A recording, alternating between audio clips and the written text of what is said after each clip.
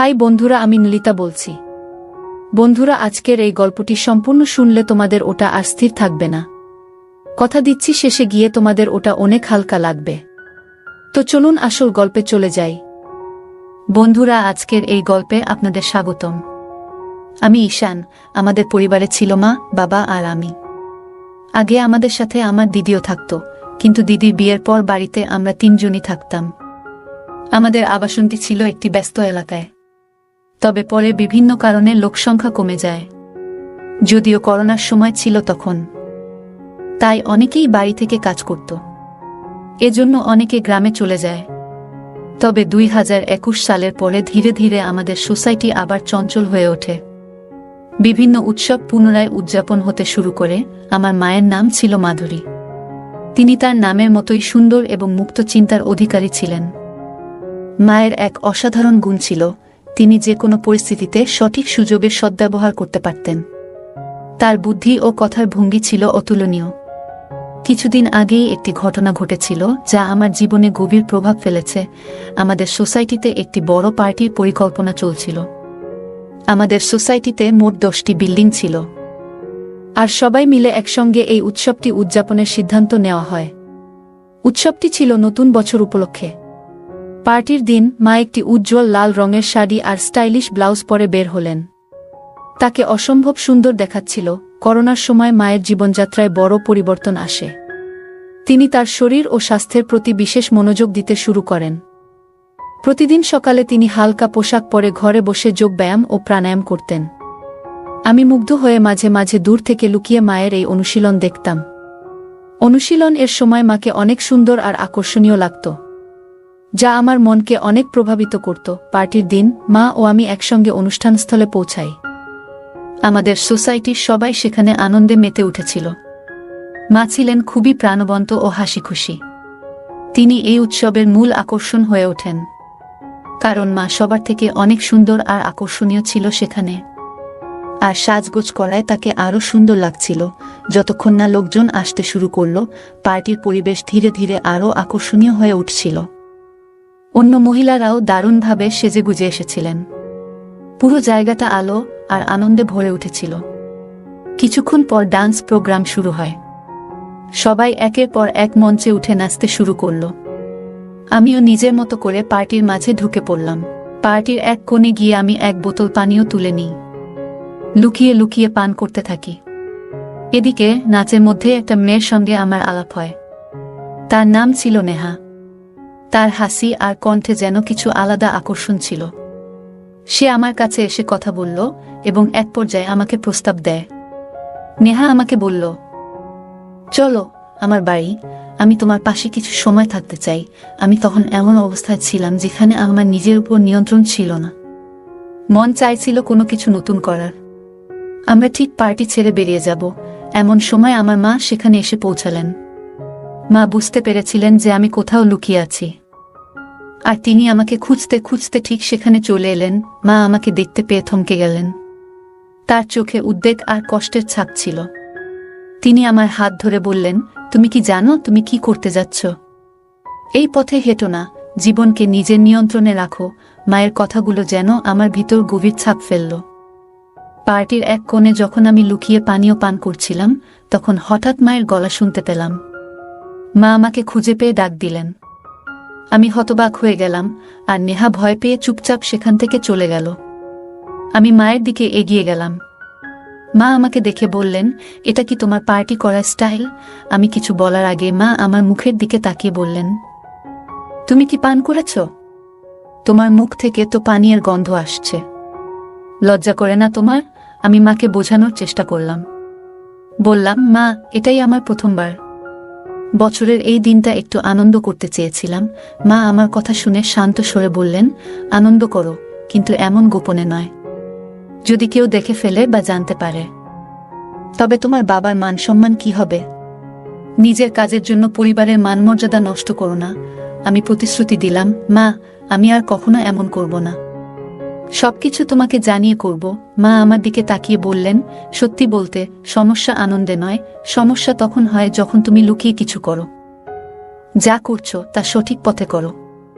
আর বাইরের কারো কাছে এমন কিছু করো না যাতে তারা তোমার বা আমাদের সম্মান নিয়ে কথা বলতে পারে। এরপর আমি মায়ের হাত ধরে বললাম, মা, আজকের দিনটা নষ্ট করো না, তুমি এসো, আমাদের সঙ্গে পার্টিতে যোগ দাও। মা আমার কথায় রাজি হয়ে গেলেন। আমরা আবার পার্টিতে ফিরে গেলাম। মা ধীরে ধীরে স্বাভাবিক হয়ে উঠলেন এবং অন্যদের সঙ্গে কথা বলতে শুরু করলেন। কিছুক্ষণ পরে লোকজন পার্টি ছেড়ে বেরিয়ে যেতে শুরু করল, কারণ ড্রিঙ্কস শেষ হয়ে গিয়েছিল। তখন মা আমাকে একটি টেবিলের কাছে নিয়ে গিয়ে বসলেন। হঠাৎ মা বললেন, আমিও একটা পানীয় চেখে দেখতে চাই। যাও, সেই কোণ থেকে একটি বোতল নিয়ে এসো যেখানে তুমি আগে ছিলে। আমি মায়ের কথা শুনে অবাক হলাম। আমি বিস্মিত হলেও বোতল নিয়ে এলাম। মা নিজেই দুটি গ্লাসে পানীয় ঢাললেন এবং বললেন, এই সময়ে আনন্দের মাঝেও দায়িত্বশীল হতে শেখা উচিত। আনন্দ করো, তবে কখনো এমন কিছু করো না যাতে নিজের কিংবা পরিবারের সম্মান প্রশ্নবিদ্ধ হয়। মায়ের কথাগুলো আমার মনে গভীর দাগ কাটল। সেই দিনটি শুধু একটা পার্টি ছিল না, বরং জীবনের একটা গুরুত্বপূর্ণ শিক্ষা পেলাম সেই রাতে। মায়ের অনুরোধে আমি পানীয়ের দুটি গ্লাস তৈরি করলাম। মা জানতে চাইলেন, দুটি কেন? আমি মৃদু হেসে বললাম, একটি তোমার জন্য এবং একটি আমার জন্য। মা প্রথমে রাগ করে আমার দিকে তাকালেন, তবে আমার হাসি দেখে শান্ত হলেন। আমরা চিয়ার্স করলাম, আর মা দ্রুত নিজের গ্লাস শেষ করলেন। এরপর তিনি আমার গ্লাসটি নিয়ে সেটিও পান করতে শুরু করলেন।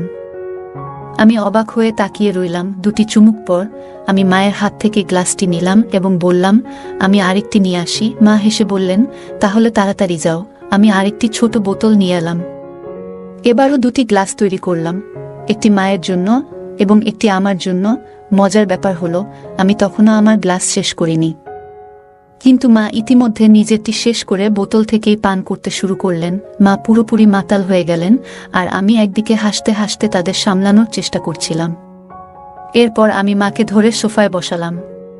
সময় তখন রাত 11:05। একে একে সবাই ছাদে চলে গেলেন নতুন বছরের শুভেচ্ছা জানাতে, কিন্তু আমি এবং মা নিচে রইলাম, কারণ তিনি তখন কিছুটা অসুস্থ অনুভব করছিলেন। আমি মায়ের পাশে বসে নিউ ইয়ার কাউন্টডাউন শুরু করলাম। ঘড়ির কাঁটা 12টা ছুতেই আমি মাকে জড়িয়ে ধরলাম এবং নতুন বছরের শুভেচ্ছা জানালাম। এটি ছিল আমার জীবনের প্রথমবার যখন আমি মায়ের সঙ্গে এত আপন মুহূর্ত ভাগ করলাম। মায়ের গালে পাউডার আর মেকআপের মিষ্টি সুগন্ধ তখনও আমার মনে গভীর দাগ কাটল। এই রাতটি শুধুই একটি নতুন বছর উদযাপনের জন্য ছিল না, এটি ছিল মায়ের সঙ্গে আমার জীবনের এক নতুন অধ্যায়ের শুরু। মা সেদিন একটু অসুস্থ বোধ করছিলেন। তিনি বললেন, আমার এক হাত ঠিক মতো কাজ করছে না এবং এক হাতে শরীরে চুলকাচ্ছিলেন। আমি দেখে বুঝতে পারলাম তিনি হয়তো একটু অস্বস্তিতে আছেন। আমি তার কাছে গিয়ে বললাম, মা, একটু বসো, আমি তোমাকে সাহায্য করছি। হঠাৎ আমার হাত তার গায়ে লেগে গেল। মা বললেন, কি হচ্ছে? একটু সাবধানে থাকো। আমি সঙ্গে সঙ্গে বললাম, সরি মা, এটা একেবারেই ভুল করে হয়েছে। মা মৃদু হেসে বললেন, ঠিক আছে, এমন ছোটখাটো ব্যাপারে চিন্তা করো না। এরপর আমি তাকে আরাম দেওয়ার জন্য পাশে বসে তার সাথে কথা বলতে শুরু করলাম। তারপর তিনি বললেন, আমি তখন থেকেই তোমাকে লক্ষ্য করছি। আমার শরীর চুলকাচ্ছিল, তাই আমি চুলকিয়েছি, কিন্তু তোমার দৃষ্টি সেদিকে চলে গেছে। তখন আমি আবার ক্ষমা চাইলাম এবং বললাম, এটা আর কখনো হবে না। তিনি বললেন, আমি তোমাকে ক্ষমা করছি না, শুধু একটু রাগ হচ্ছিল। তারপর তিনি আমাকে ঠাট্টা করে বললেন, আমার ছেলে ভয় পেয়ে গেছে, আমার ছেলে ভয় পেয়ে গেছে। তিনি ইচ্ছাকৃতভাবে এটি করছিলেন। তারপর আবার ঠাট্টা করে বললেন, এখন কেমন লাগছে? আমি বললাম, খুব ভালো লাগছে। এরপর তিনি আমাকে সোফায় ঠেলে দিলেন এবং বললেন, এখন দেখো আমাকে কেমন লাগছে। আমি মাকে দেখে বললাম, মা, তোমাকে আজ খুব সুন্দর লাগছে। মা মজা করে পোজ দিয়ে বললেন, আমাকে দেখো, আমি কি মডেলের মতো লাগছি? আমি হাসি থামিয়ে বললাম, মডেল তো নয়, তার থেকেও বেশি সুন্দর লাগছে। তখন মা ঠাট্টা করে বললেন, তাহলে কি আমি সেই মেয়েটির থেকেও সুন্দর যার সঙ্গে তুমি তখন গল্প করছিলে? আমি লাজুকভাবে হেসে বললাম, মা, তুমি সবার থেকে আলাদা, তোমার তুলনা হয় না। মা হেসে বললেন, ভালো করে বলো, সত্যি কথাই বলছো তো? আমরা দুজনই হেসে উঠলাম এবং সেই মুহূর্তটা খুব আনন্দময় হয়ে উঠল।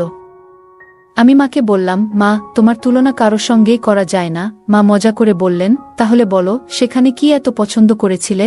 আমি হেসে উত্তর দিলাম, কিছু না মা, শুধু মজার ছলেই কথা বলছিলাম।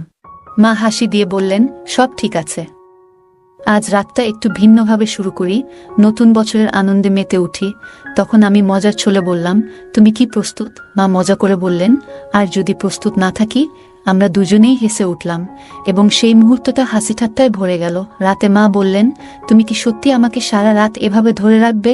আমি মজা করে বললাম, হ্যাঁ, কেন নয়। তিনি হেসে আমার গালে মৃদু চিমটি কেটে বললেন, তোমার তো সবসময় তাড়াহুড়ো থাকে। আমি তাকে সান্ত্বনা দিয়ে তার ঘরের দিকে নিয়ে যেতে শুরু করলাম। তিনি হেসে নামমাত্র বাধা দেওয়ার ভান করলেন, কিন্তু তা ছিল মজার ছলে। ঘরে পৌঁছে আলো জ্বালিয়ে তিনি বললেন, এখন কি করব বলো? আমি মজার ছলে বললাম, আরাম করে ঘুমানোর সময় হয়েছে মা। তিনি একটু চিন্তিত ভঙ্গিতে বললেন, তবুও এত দেরি করে ঘুমানো কি ঠিক হলো? আমি হাসি মুখে বললাম, আজকের রাতটা বিশেষ মা, একটু মজা করলে ক্ষতি নেই। আমরা দুজনেই হেসে উঠলাম আর সেই মুহূর্তটা আনন্দে ভরে উঠল। তখন সে বলল, কিন্তু আমার তো জানা থাকবে, পরে যদি খারাপ লাগে। এখন হয়তো ভালো লাগছে, কিন্তু ভবিষ্যতে এই সম্পর্কের দিকটা হয়তো বদলে যাবে। আমি বললাম, তোমার প্রতি আমার অনুভূতি সত্যি। আমি অনেকদিন ধরে তোমার পাশে আছি, একজন ভালো বন্ধুর মতো। কিন্তু যদি আজ আমরা এই মুহূর্তটাকে হারিয়ে ফেলি, তাহলে হয়তো সবকিছু বদলে যাবে। সে এক মুহূর্ত ভাবল, তারপর বলল, ঠিক আছে, কিন্তু একটাই শর্ত, আজকের পর আর কখনো কিছু আশা করো না। আমি খুশি মনে বললাম, ঠিক আছে, আমি তোমার শর্ত মেনে নিচ্ছি। তারপর সে আমার দিকে তাকিয়ে জিজ্ঞাসা করল, তুমি এমনভাবে দাঁড়িয়ে আছো কেন? আমি বললাম, কিছু না। তখন মা বলল, তাহলে যাও, যদি তুমি না চাও। আমি বললাম, তোমার ইচ্ছা যদি না থাকে, তাহলে আমি চলে যাই। আমি বিছানায় বসেছিলাম, তখনই সে আমার হাত ধরে টেনে বলল, তুমি এত গম্ভীর কেন? সবকিছু এত সিরিয়াস ভাবে নিও না। আমি অবাক হয়ে বললাম, তাহলে তুমি চোখ বন্ধ করে আগে শুয়েছিলে কেন? সে হাসতে হাসতে বলল, আলোটা আমার চোখে পড়ছিল, তাই চোখ বন্ধ করেছিলাম। আমি আলো বন্ধ করে আবার শুয়ে পড়লাম। সেই রাতে পার্টির পরে আমরা প্রথমবার এতটা সময় একসঙ্গে কাটিয়েছিলাম। তখনই সে উঠে গেল, আলোটা জ্বালালো এবং বাথরুমে চলে গেল। ফিরে এসে আবার বিছানায় শুয়ে পড়ল। আমি তাকে দেখে বললাম, মা, তুমি খুব সুন্দর লাগছো। সে হাসি দিয়ে বলল, এখন তো আমি আগের থেকে অনেকটাই রোগা হয়েছি, তাও কি তোমার কাছে ভালো লাগি? আমি বললাম, তুমি যেভাবেই হও, সবসময় আমার কাছে সুন্দর। আমি মাকে বললাম, তুমি সবসময় সুন্দর লাগো। মা মুচকি হেসে বললেন, আজ তোমার বাবা আসছে না, আমরা দুজনে একসঙ্গে সময় কাটাবো। দরজাটা বন্ধ করে দাও, আর বাইরে যাওয়ার দরকার নেই। আমি বললাম, মা, তুমি তো অনেক স্মার্ট। আমি ভেবেছিলাম তুমি পুরনো ধাঁচের মানুষ। মা হেসে বললেন, আমি এমন নই, আমি নিজের মতো করে চলি। তোমার যদি কিছু মনে হয়, নির্দ্বিধায় আমাকে বলো। আমি বললাম, আমার তোমাকে নাম ধরে ডাকতে ইচ্ছা করছে। মা বললেন, দেখো। আমি প্রথমবার তাকে তার নাম ধরে ডাকলাম আর আমরা দুজনে হেসে উঠলাম। হাসতে হাসতে আমি বললাম, মা, তোমার আর বাবার কথাবার্তা এখন খুব একটা হয় না, তাই না? মা হেসে বললেন, হ্যাঁ, এখন খুব কম হয়। মাসে 1-2 বার, তাও সময় বের করা মুশকিল। আমি বললাম, সত্যি? মা মাথা নেড়ে বললেন, হ্যাঁ, সত্যি। আমরা আবার হেসে উঠলাম। কিছুক্ষণ পর আমি মাকে জিজ্ঞাসা করলাম, মা, তোমার কি প্রয়োজন? মা মুচকি হেসে বললেন, তুই আমার ছেলে, আমি তোকে সবকিছু বলতে পারি।